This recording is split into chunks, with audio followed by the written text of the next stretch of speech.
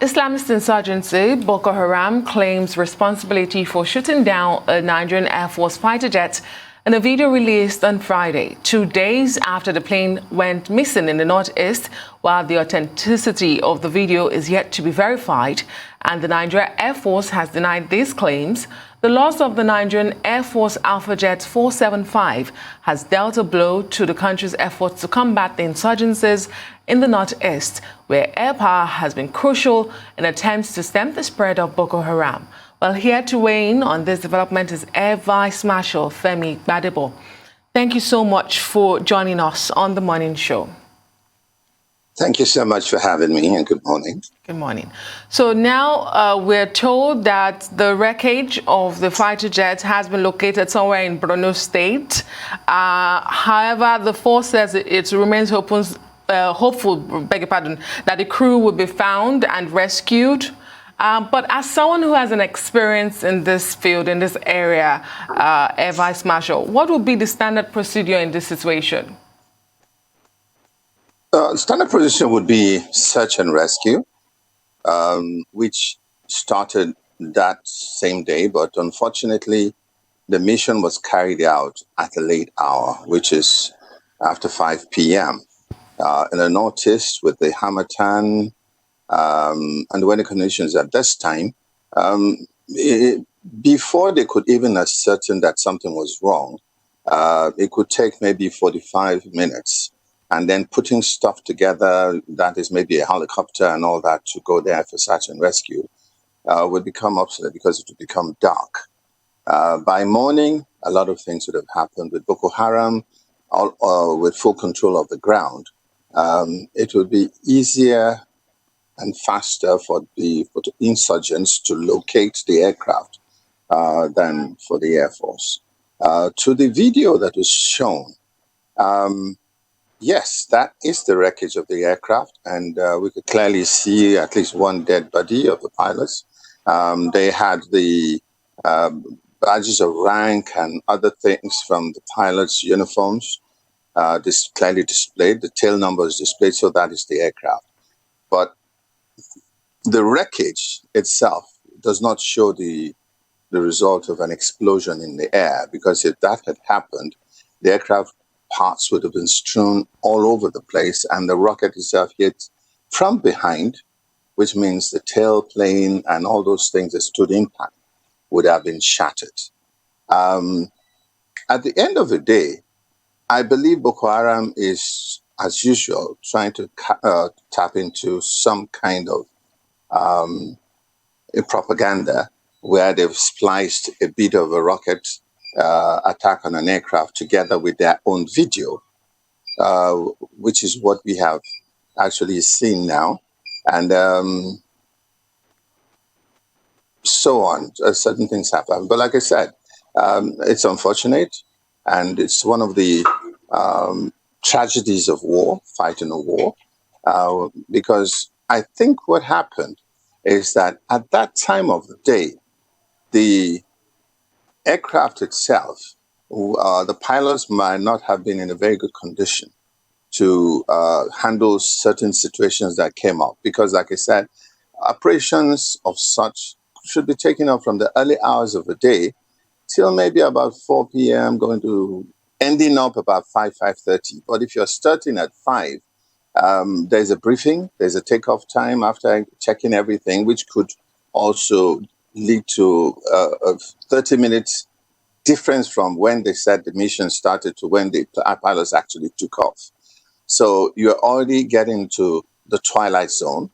There are other factors that can affect, pilot who's not having very good visibility with the ground and pulling up after a rocket attack and so on, that could make the crew themselves maybe get disoriented.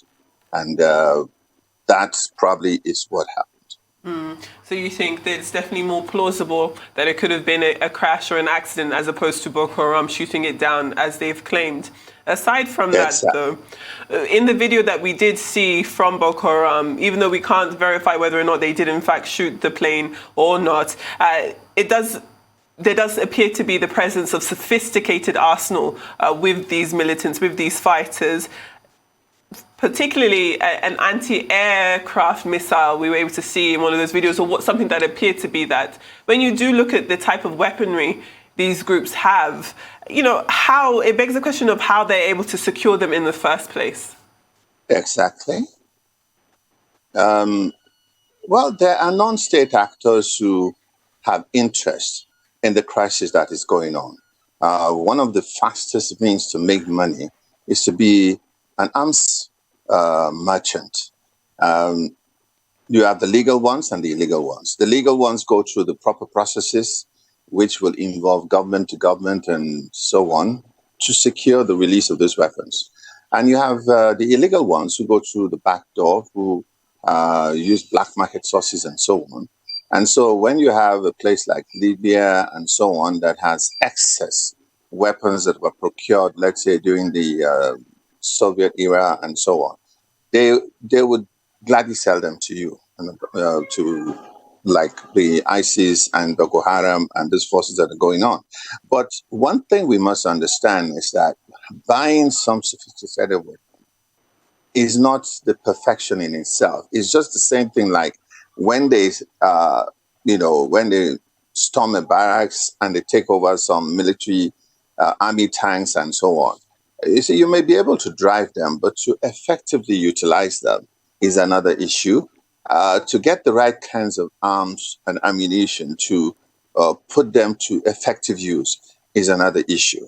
And I do not see how they can get the adequate training they're talking about and so on. There's a lot of propaganda, like I say, in what Boko Haram is doing, taking advantage of lapses in our own military operations that is resulting in some losses and so on. There's inadequate intelligence information getting to our people, and you cannot rule out the possibility of renegade agents passing on information to these people. So, like I said, if an aircraft is attacking you from the air, you see the aircraft, and if there is indication that it is in trouble and is likely to have crashed, you are likely going to be the first people to get there. And then thereafter, you shoot a video and you claim, you see, if they had shown us the equipment they used to fire and so on, and if they had fired, the rifle the gentleman was holding in his hand is not an anti-aircraft gun. I think he was speaking to the facts of that video again. What we saw, the factional Boko Haram release yesterday, claiming responsibility. And as he said, the first person who gets there, they have control over the narrative. Indeed. So as he's put it there, there could be a more plausible conversation. It does seem as though we do have Air Vice Marshal, retired FEMI GBADEBO, back with us. Hope you can hear us, sir. Yes, I can. Fantastic. I mean, if we move on now, I know that you yourself, as a retired Air Vice Marshal, you have ample experience about being inside, aircrafts like this. Aside from that, I wonder if you could tell us what the average lifespan of an advanced trainer and attacked aircraft like the NAF 475 Alpha jet is, because recent reports suggest that it has been in operation for around 30 years. Is that normal? Is that longer than usual? How long is the lifespan for these types of vehicles, aircrafts? There are two lifespans you're looking at. You're looking at the airframe hours, and then the cycle, meaning the number of takeoff and landings that the aircraft has had. Because of the way we operate in this part of the world, we're not even pushing the aircrafts to the limit. They could operate for a very long time. If you look at some of the aircrafts that even the United States Air Force is using, some of them are way past 50 years in service. But what it requires is that from time to time you do technical upgrades. And the Alpha jets you're seeing now are more advanced than the Alpha jets that flew during the Liberian crisis, where Nigeria recorded excellent results and, in fact, got rave reviews from even the Americans in the way our pilots used the aircrafts. So it's not, the issue now is not the age of the aircraft. The issue are a whole bunch of circumstances that are not well. We can also look at the fact that the pilots, the flight lieutenants, they're very young. At the time we were operating in Sierra Leone and Liberia, we had group captains, we had, wing commanders, and maybe a few squadron leaders that flew those airplanes. Of course, this ranks denote number of years of service. Then we need to look at number of flight hours. From the time you graduate as a pilot and then you get operational, you have to do some tactical flying training. And then we begin to look at the operational hours. You see, with youthful experience, one would try some things that a more mature person would attempt. Like we talk about pushing the limits. Young pilots push limits that a more mature person, someone who is thinking about his wife and children, would be a little bit more cautious in doing. And I think this are some of the likely problems that we're seeing at this stage. Well, as comforting as that may sound and as hopeful as we can for the lives of these two pilots, this is coming barely 2 months after the Nigerian Air Force lost 7 of its men in another crash in Abuja. That particular mission was on its way to Niger State during the school abduction. So should there be cause for alarm with this incessant crashes we're seeing with the Nigerian Air Force? As a mature person, as one who has flown so many military aircrafts, who was involved in a live ejection in 1980, a major landing accident of a MiG-21 in 1981, and so many other things. And I went on to train so many pilots. I ran the flying school in Kano for more than 5 years when we trained the bulk of the Air Force pilots. Now, the youngest of the people I trained are AVMs. Virtually everybody is retired. We need to be happy that, we're getting very young pilots, but we need to figure out how we can also give them the right kind of motivation and the understanding of the risks that are in there. It's like seeing a young man, like our Okada riders, when there's a political rally, trying to do things with their Okadas that they see experienced riders and stuntsmen in Europe and America doing with their bikes. Of course, it results in a lot of accidents and so on, because those machines have been, they've been upgraded. They have more powerful engines and so on to be able to do the maneuvers that they're doing. And so it's not just about training the pilot and seeing that he can operate the aircraft. He can take off and land in presence of everybody at the airport. Yes, they can go and make a few rocket deliveries and come back at the range.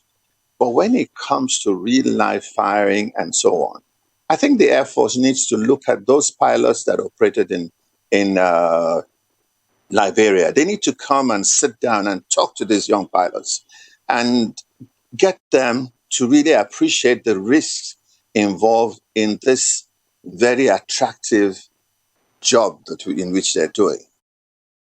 Absolutely. Well, I think that's the perfect place for us to take a short break. When we do return, we'll continue on this discussion with Air Vice Marshal FEMI GBADEBO.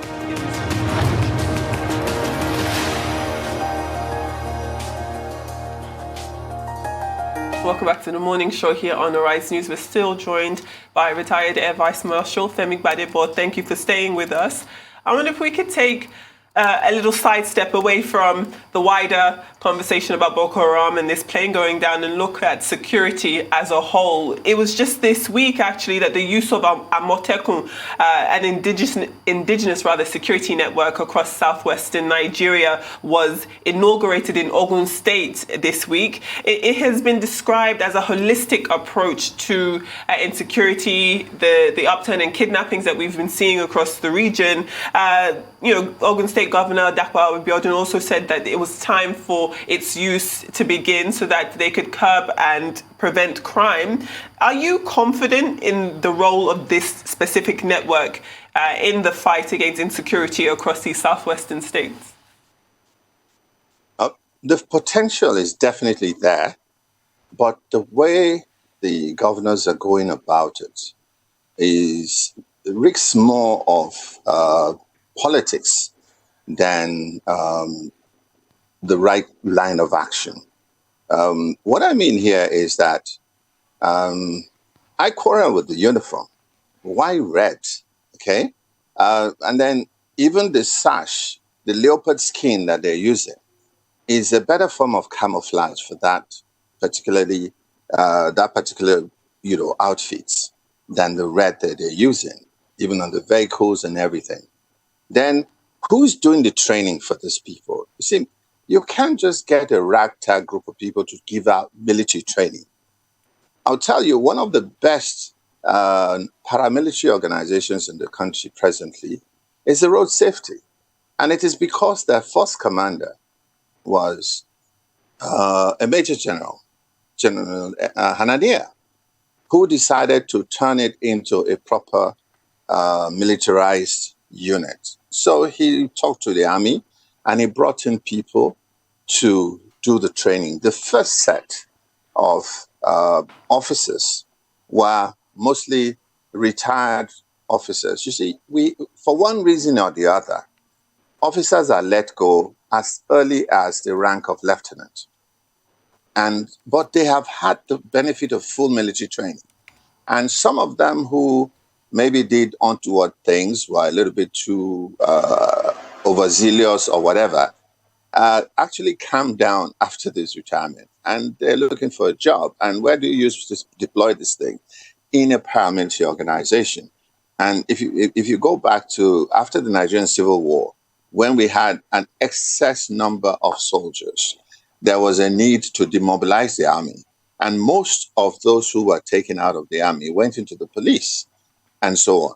So what I would expect the states to do is to contact the right kind of organization, which is mostly the Ministry of Defense, and say, look, we have this set thing we're trying to do. Can you help us with training? When EFCC was going to start, the chairman at that time went to the police, and they actually set up one side of Police College Ikeja where they trained the first set of EFCC, or I think maybe 3 or 4 sets of EFCC intakes before they started to come up with their own training outfit. So the concept is good, the idea is good, but why is it that the immediate thing we're seeing is the governors decked out like generals and a parade of less than 90 men, and they need to get back to basics. Branding is very important. You need to get that brand right, and you need to train these people. You need 6 weeks or more to give them a very good orientation.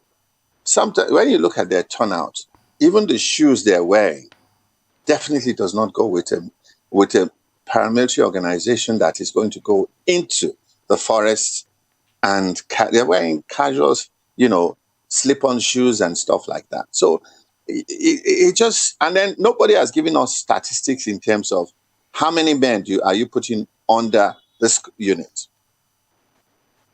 So there is a lot of things. The ideology is there, the concept is there, but hey, give us evidence that you have branded properly and that you have trained properly, and that if you have regional commands, what's the regional commands? I mean, if it is supposed to be for the region, then you have one overall commander which can rotate from governor to governor. but not a situation where you have, let's say, 30, maybe you have 200-300 men, and the commander is a full-star general. It just makes the ridicule of the whole thing. We need to get these things right. Well, some proponents will say, the idea behind Amotekun is to get information gathering, and they still have to work with, of course, the police, and they are not allowed to carry firearms anyways. So weighing on that issue, are they not just equal to local militias, vigilantes? And, what exactly are the expectations for them? Can they handle the rate of criminality we are seeing in the Southwest region? Security analysts will say information gathering is very important. So when you look at that aspect of it, perhaps there's a plus to this. Well, vigilantes actually carry arms. They may be Dane guns, they may be unsophisticated arms and ammunition, but you don't go into a hostile environment with nothing in your hand and thinking that you can contain the crisis that we're seeing all around us now. You must, if you see the idea of information gathering, you don't need a special squad to handle information gathering. We have a crisis on our hands. Our traditional rulers at various levels have shown an inept capacity to gather information. And that's what we need to find. How do we reorientate them? How do we train them? We need to do workshops. We need to wake them up. In an ideal situation, you are a ballet in a community. A stranger does not come into that community and settle down without you knowing who they are, where they're from, or what they're doing. And you must have a way that you monitor them regularly. All this issue of, a small group of people came, talked to ballet, they got a piece of land, and before you knew it, there were over 100 families. It's like, what's ballet doing? Why? Who has he reported to? And if they are actually molesting his people or not, why are they not waited until now? When everything's blowing up for him? Because they don't understand the issue of information gathering. A lot of our people now see the uniform as an opportunity to extort the local, the average Nigerian. So you have 10 uniform organizations on the streets, and each one is stopping you, checking for a particular, checking for this and that. And at the end of the day, if you can give them 1,000 naira or something or less, they let you go. If not, they mess up your day by either detaining you or taking you to their station. So you don't see these organizations coming out to really help the common man. And that is one problem that we must begin to deal with. First of all, you have been employed and you are being paid a salary. And your job is to make life easy for the common man. So you don't go and stand by the roadside or somewhere and begin to extort money from people who are traveling. But unfortunately, that is what is happening. Because you see, we used to have forestry guards, and we should still have forestry guards. And forestry guards, properly armed and equipped, should be able to do the job that we're technically trying to get Amotekun to do. Instead, one thing, if you notice right from when we started to create NDLEA and all those organizations, is that Nigeria has become a country that creates a new uniformed organization to tackle every little problem that you see. And sadly, the uniform organizations are not even working together. Okay? Indeed. And that's the problem. So I see you're nodding your head. It is. Thank you. We appreciate the gesture. Thank you very much for your time, Femi GBADEBO. We've appreciated your insight and expertise on this matter.